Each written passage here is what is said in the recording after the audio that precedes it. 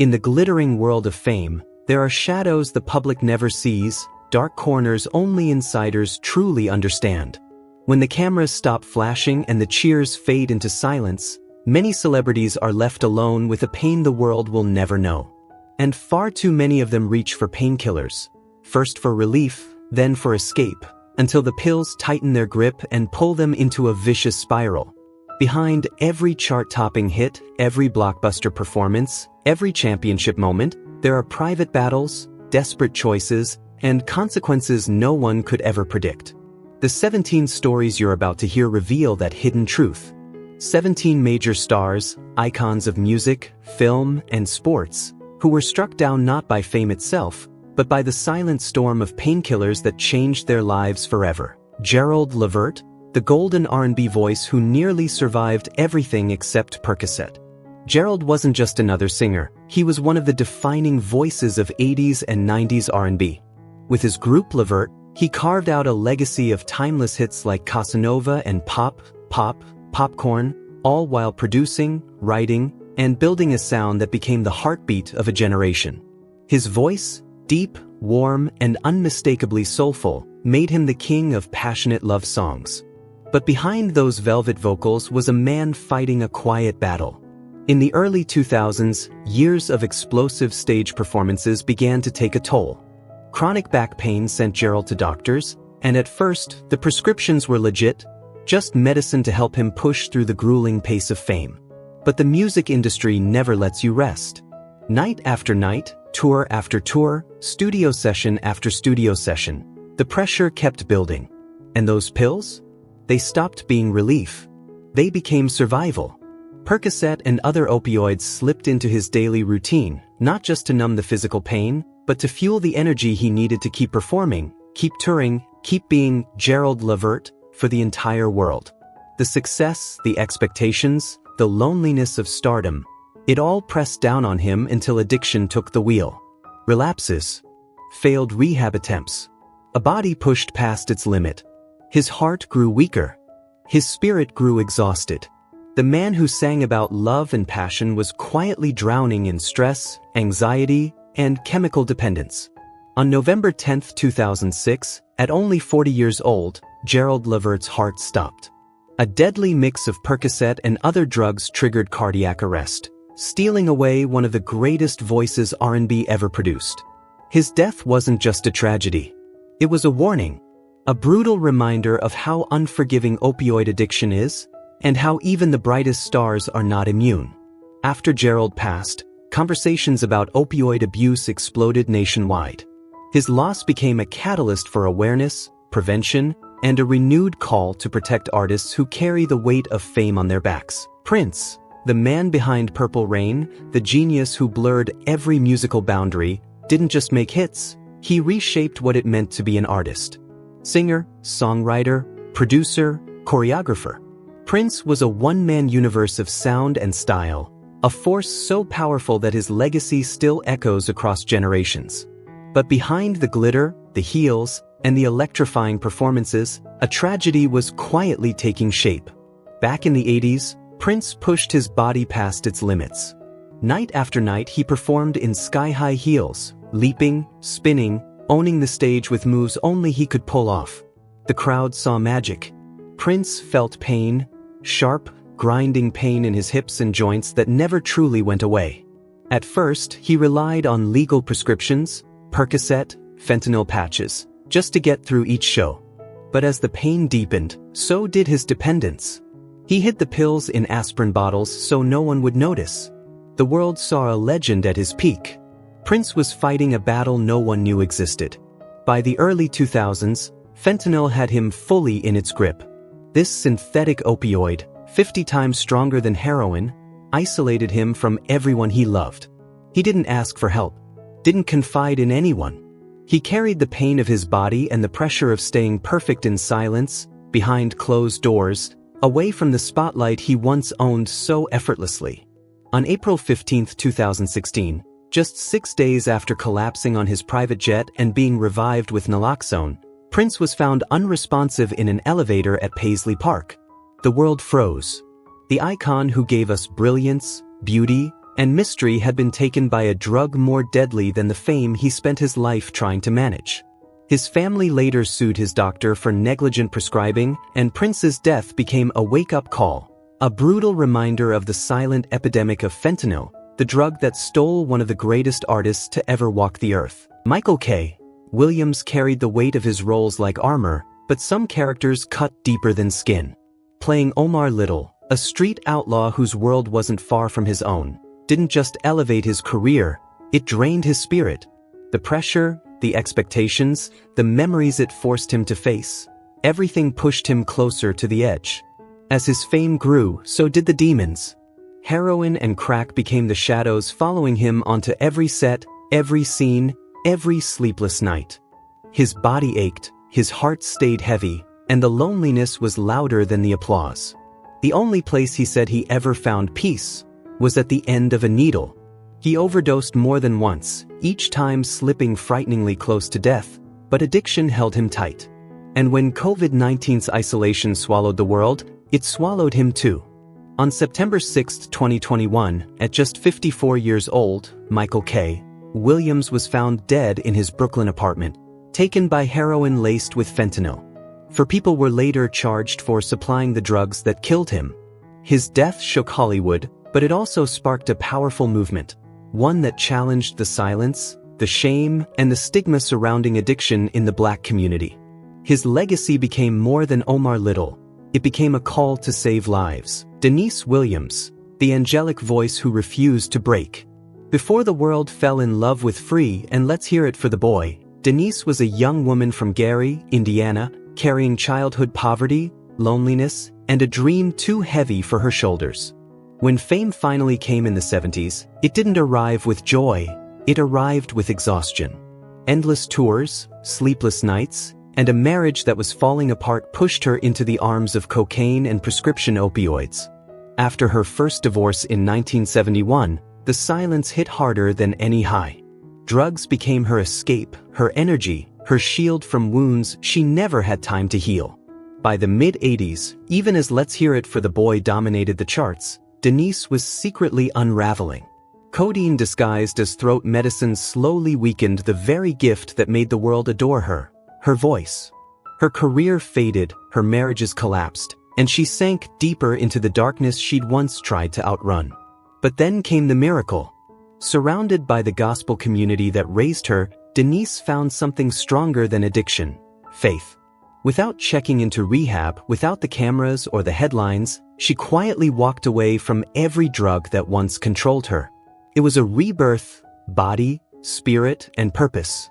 Since then, she has released more than 20 albums and become a guiding light for generations of Black female artists.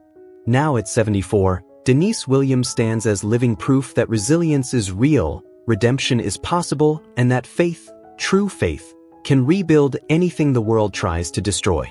Dirty Bastard. The Wu-Tang rebel who burned brighter and faded faster than anyone expected. Russell Tyrone Jones wasn't just another rapper, he was the raw, untamed heartbeat of the Wu-Tang Clan.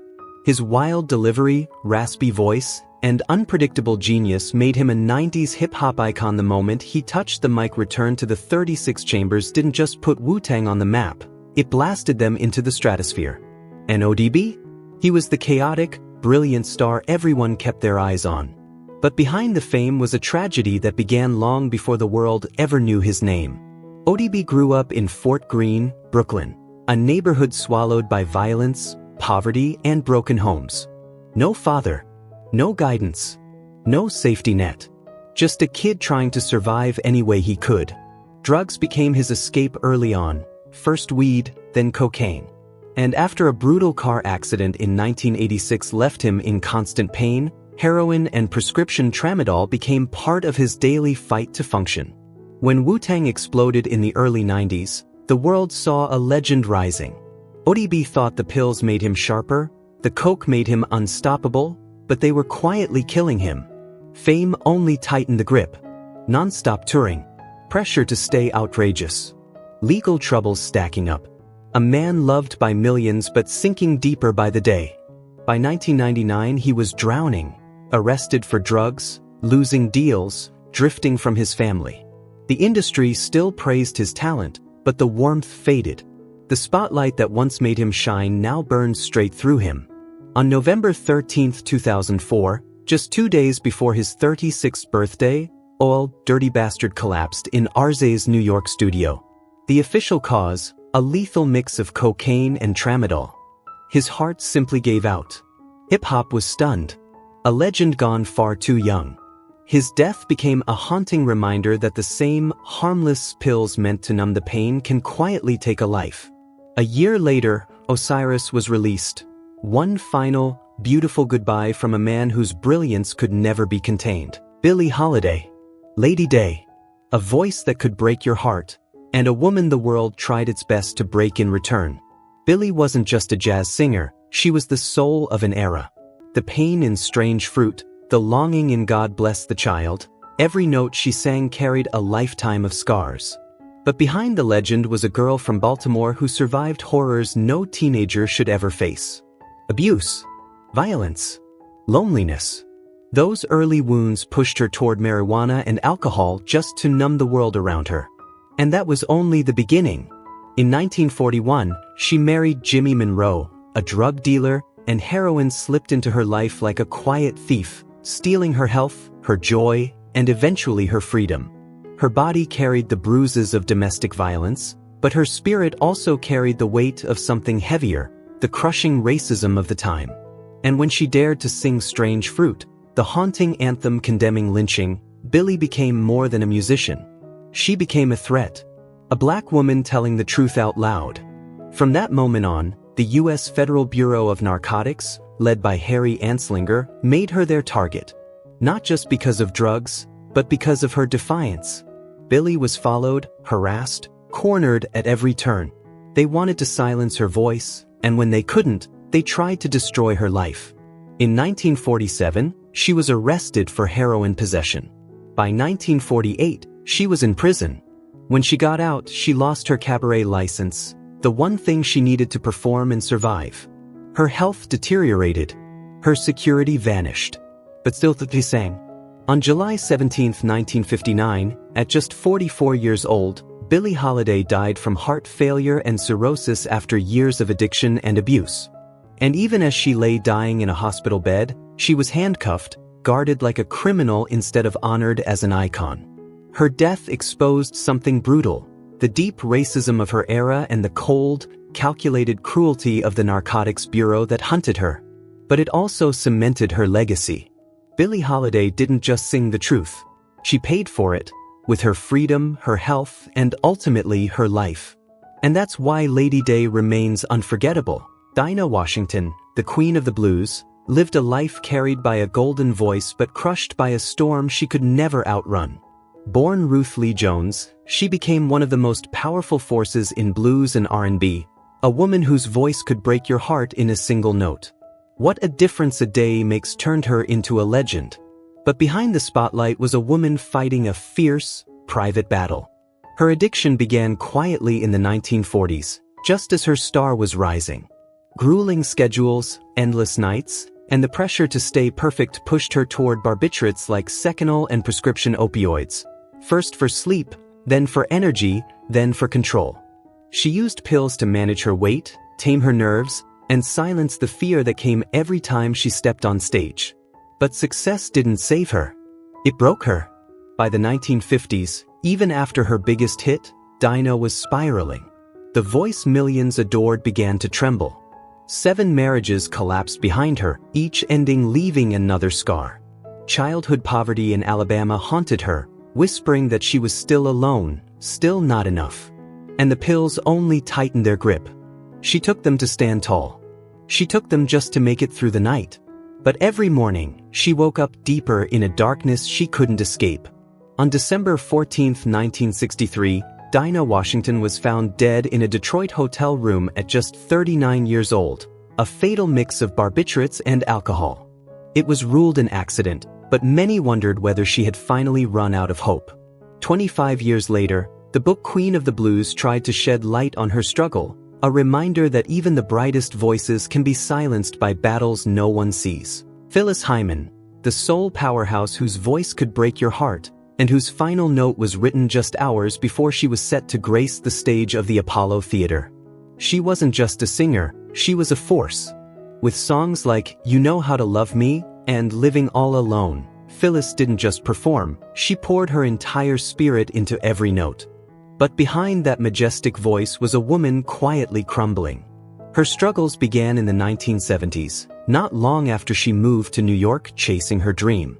The pressure of signing with Arista in 1977, the sleepless nights, the loneliness of a new city, Phyllis tried to cope the only way she felt she could. What started as medication for depression and insomnia soon turned into an escape.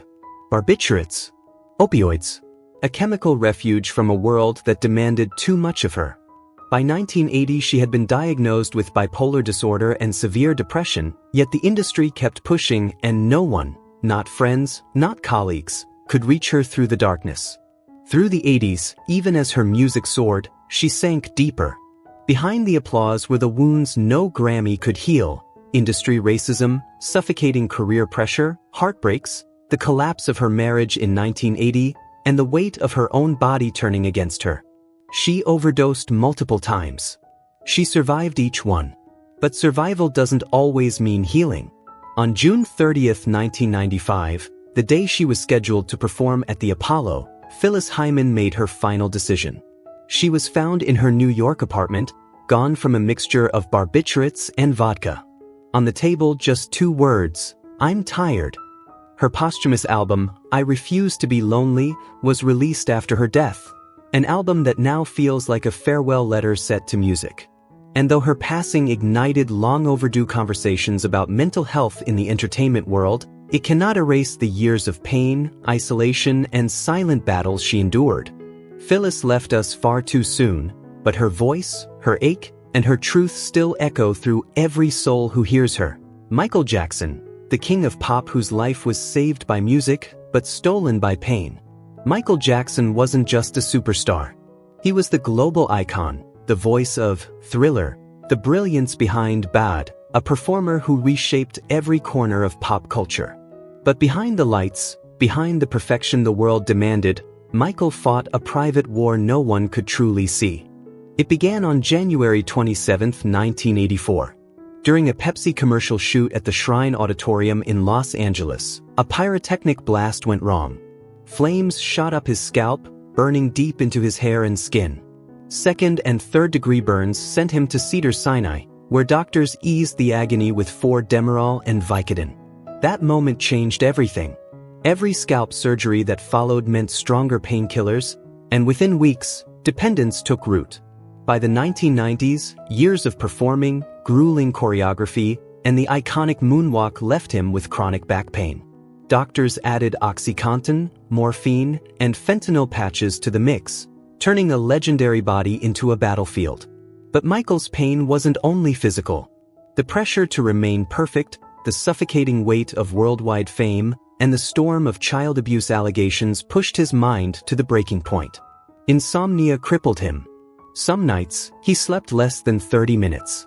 To keep touring, to keep smiling, to keep being Michael Jackson, he hired a personal doctor who traveled with him and injected combinations of sleep drugs and painkillers night after night. It was survival, but it wasn't living. In 2009, as he prepared for the monumental This Is It comeback in London, the sleeplessness worsened. Dr. Conrad Murray began using propofol, a hospital-grade anesthetic, mixed with lorazepam, midazolam, and fentanyl. On the morning of June 25, 2009, after another dose of propofol, Michael stopped breathing. He was rushed to UCLA Medical Center, but the world's greatest entertainer was gone. The official cause: acute propofol and benzodiazepine intoxication. Murray was sentenced to 4 years for manslaughter. Michael Jackson's death wasn't just a tragedy for music, it was a warning to the world about the silent danger of painkiller dependency, a warning so severe it helped change prescription laws across California. The king of pop gave everything to his fans. In the end, it was the pain he carried alone that cost him his life. Whitney Houston, the voice of a generation, the woman whose sound could silence a room, was a legend brought to her knees by addiction. She wasn't just a superstar, she was the queen of soul and pop, a global icon whose voice turned "I Will Always Love You" into an eternal anthem. But behind the spotlight, her life took a devastating turn. In 1992, she married Bobby Brown, a choice that changed everything. What began as Xanax and Valium for stage fright soon spiraled into Bobby's world of cocaine. Then came Percocet, Vicodin, even fentanyl patches to numb the pain after shows. The drugs became her armor, her escape, her prison. Whitney fought desperately to hold on to her "America's sweetheart" image while living inside a storm, a toxic marriage, an abusive cycle, and the crushing weight of fame. When her father died and family lawsuits tore her world apart, the pressure finally broke her spirit. Her voice weakened. Tours collapsed. Rehab became a revolving door she could never quite close behind her. On February 11, 2012, the night before the Grammys, Whitney was found lifeless in a hotel bathtub. Cocaine toxicity. Heart failure. A tragedy no one knew how to stop. Whether it was an accident, or the quiet surrender of a soul that had carried too much pain for too long, we may never know. What we do know is this: without the chains of addiction, her light would have burned even brighter. And the world lost a star that should still be shining today. T.I., the self-proclaimed king of the South, nearly lost his life thousands of feet in the air, all because of lean. Clifford Joseph Harris Jr., known to the world as T.I., dominated the 2000s with chart-topping hits, swagger, and a career that burned hotter than Atlanta asphalt. But behind the fame was a growing addiction that started in 2003, when lean, codeine syrup mixed with soda and candy became the heartbeat of Atlanta rap culture. T.I. wasn't just sipping it. He was downing massive amounts every day to stay wired, stay creative, and keep the crown he fought so hard to earn. The pressure of superstardom and providing for a big family only pushed him deeper. Then came the 2014 car crash that shattered his jaw and teeth. Doctors prescribed Percocet and Vicodin, and T.I. began mixing all three opioids, sometimes taking doses 3 to 4 times stronger than recommended. It was a dangerous cocktail with a countdown. That countdown hit 0 in 2016. On his private jet, somewhere in the clouds, T.I.'s body finally gave out. He collapsed from a lean overdose. Crew members panicked. His breathing slowed. His pulse dropped. He was fading fast, until a shot of naloxone pulled him back from the edge. The scare was enough to shake Tiny to her core, and she pushed him straight into a Malibu rehab facility. After 90 days clean, T.I. returned with new purpose, dropping Us or Else and using T.I. and Tiny, the family hustle to warn kids about the drug that nearly killed him. The king of the South survived his fall, but only by inches. And the message he brought back was simple: lean doesn't care about fame, success, or crowns. It destroys everything in its path. Mary J. Blige, the queen of hip-hop soul, once swallowed up to 50 Percocets a day just to make it through the darkness. Before the Grammys, the chart-topping albums, and that unmistakable powerhouse voice, Mary was a 15-year-old girl in the Schwab Gardens projects of Yonkers, fighting nightmares most adults couldn't survive. Abuse. Violence. A toxic environment that felt like it wanted to crush her spirit. And to numb the pain no one else could see, she secretly turned to heroin and Percocet. When she signed with Uptown Records in 1989, the pressure only intensified. Executives demanded she lose weight, look perfect, stay marketable. So Mary added cocaine and Vicodin to the mix, anything to stay thin, stay awake, stay functional. But while she was recording classics like My Life and Share My World from 1994 to 2002, Mary was falling apart behind the scenes. She drank heavily. She smoked crack. She swallowed handfuls of Percocet every single day. The world heard the pain in her voice, but they never knew how real that pain truly was. Everything changed in 2003 when a close friend overdosed. That tragedy finally pushed Mary to check herself into rehab. Yet the battle didn't end there. An abusive marriage and multiple relapses haunted her for nearly a decade. But in 2013, Mary found her turning point. Through faith, therapy, and the support of real friends, she got clean, completely clean, for the first time since childhood. And she rose higher than ever. Strength of a woman. Her acclaimed role in Mudbound. A comeback that wasn't just artistic, it was spiritual. Today, Mary J. Blige uses her rebirth to save others. She founded the FFAW Foundation to help Black women escape addiction, abuse, and the silence she once lived in. Her story isn't just about survival. It's about resurrection and the courage to rebuild a life when the world never thought you could. Samuel L. Jackson wasn't always the Hollywood powerhouse we know today. Long before Pulp Fiction and Goodfellas made him a legend, his life was spiraling in a darkness few could imagine. His struggle began back in 1969 when he was a student at Morehouse College. The stress of the civil rights era, anxiety, and pounding headaches pushed him toward heroin, first as a coping mechanism, then as a trap. By 1972 in New York, the addiction had taken over. Samuel was shooting up every day. By the early 80s, he was smoking crack, pawning off his own acting equipment just to stay high. But his darkest years came between 1986 and 1990. Until one morning changed everything. His family found him collapsed on the kitchen floor, unconscious, barely breathing, and next to him, a crack pipe still hot. That was the moment his wife, LaTanya, refused to lose him. She dragged him to rehab at Cry Help, determined to save the man she loved. 28 days later, clean for the first time in years, Samuel L. Jackson walked out a changed man. And almost like fate, his breakthrough role in Goodfellas followed soon after. From lost soul to Hollywood king, Samuel's comeback wasn't luck. It was survival. August Alsina's rise was explosive, an R&B prodigy with raw talent, a velvet voice, and hits like I Love This ** and No Love that made the industry stop and stare. But in 2014, everything changed in one horrifying moment.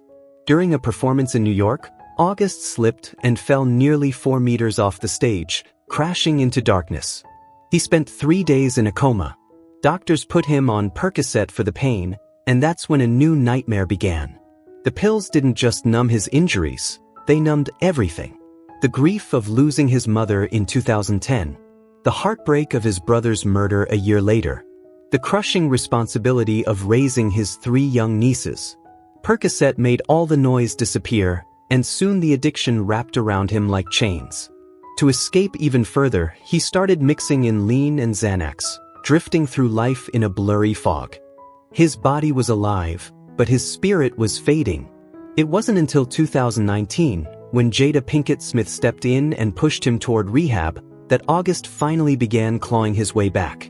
A full year of treatment later, he opened up about his struggle on Red Table Talk, telling the world the truth he once tried to hide. Today, August is back in the studio, creating again. He's still battling a serious autoimmune liver disease, but he already won the war that nearly destroyed him. The war against addiction, trauma, and a lifetime of pain. DMX, a man who battled darkness from the moment he could breathe. Earl Simmons, the raw, thunderous voice behind Rough Riders' anthem and Party Up, didn't rise to fame. He clawed his way out of a childhood that tried to bury him. Abuse, abandonment, kicked out of his home, and forced into the streets. By the time most kids were learning who they were, DMX had survived 7 juvenile detention stints and a world that showed him no mercy. And then came the moment that changed everything. 1984. He was only 14. A man he admired, Reddy Ron, handed him a blunt laced with crack without telling him. That single act became the spark that ignited a 35-year war with addiction. Crack, heroin, then later fentanyl and OxyContin to numb the pain from beatings, accidents, and a lifetime of trauma. Behind the music, his life spiraled. 17 children with different women, many born during the darkest phases of his addiction. More than 30 arrests, drugs, violence, and the chaos of a man living in survival mode. In 2016, he collapsed from an overdose in a Yonkers hotel. He nearly died, but addiction pulled him back into the cycle once again. And then came April 2, 2021. Another cocaine overdose. A massive heart attack. DMX spent 7 days in a coma before the world lost him at just 50 years old. He wasn't just a rapper, he was a wounded soul who fought his demons in public and in private. And despite everything, his voice, his pain, and his truth still echo through generations. Chris Brown's life became a brutal war between fame, guilt, and addiction, a battle that nearly killed him. Christopher Maurice Brown wasn't just a superstar, he was a once-in-a-generation talent with chart-crushing hits like Forever and With You. But behind the spotlight, his world was collapsing. After the 2007 Rihanna assault scandal, Chris turned to lean, codeine, and promethazine, desperate to numb the guilt and silence his own mind. Some days, he drank nearly a full liter just to forget who he had become. Addiction didn't knock, it took over. By 2013, doctors diagnosed him with bipolar disorder and PTSD. Instead of healing, he spiraled deeper, abusing Seroquel, Xanax, lean, even Molly. In 2014, he was forced into rehab after throwing rocks at his own mother's car. It didn't stick. By 2016, he landed in jail for probation violations tied to drugs. Then came 2018, the night everything almost ended. Chris suffered a violent seizure that nearly took his life. But that scare became his turning point. It cracked him open and forced him to rebuild. Slowly, he began choosing survival, martial arts, meditation, time with his daughter, royalty, a quieter life, a cleaner mind. And then came the comeback. Indigo, heartbreak on a full moon, music from a man fighting to stay alive, not just stay famous. No scandals, no headlines, just a man finally learning to breathe again. Legendary rapper Lil Wayne once drank 4 liters of lean every single day, for 20 straight years. Dwayne Michael Carter Jr., the man the world calls Lil Wayne, didn't just shape hip-hop, he rewrote it. But behind the classic albums and the unmatched influence was a quiet battle that nearly took his life. Wayne first tried lean at just 13 years old back in 1995. Birdman, his mentor at the time, handed it to him while recording Make Him a Man. From that moment on, the drink became more than a habit. It became his entire world. For 2 decades, he consumed 3 to 4 liters a day, pushing his body to the edge. The consequences came fast and brutal. Between 2012 and 2013, Wayne suffered 6 seizures, including one so severe that his private jet was forced into an emergency landing. In March 2013, he slipped into a 6-day coma at Cedars-Sinai in Los Angeles. Doctors revived him 3 times with naloxone, and so lean held on to him. It wasn't until 2017, after collapsing again at his home in Miami, that Wayne finally hit the point of no return. That terrifying moment became the turning point recorded forever in the Carter v. By 2018, he admitted the unthinkable. I drank enough to kill an entire army. Today, Lil Wayne lives differently. He works out, skates, stays clean, and has become an unexpected role model for kids who look up to him, not just for his music, but for his survival. And that's the truth. Behind the fame, behind the hits, are stars locked in battles most of us never see. Their stories are tragic, but they also remind us of something powerful, the strength it takes to rise again. What do you think of their journeys? Share your thoughts in the comments below. And if you want more hidden truths and darker stories behind the spotlight, make sure you like, subscribe, and click that bell icon so you never miss a video.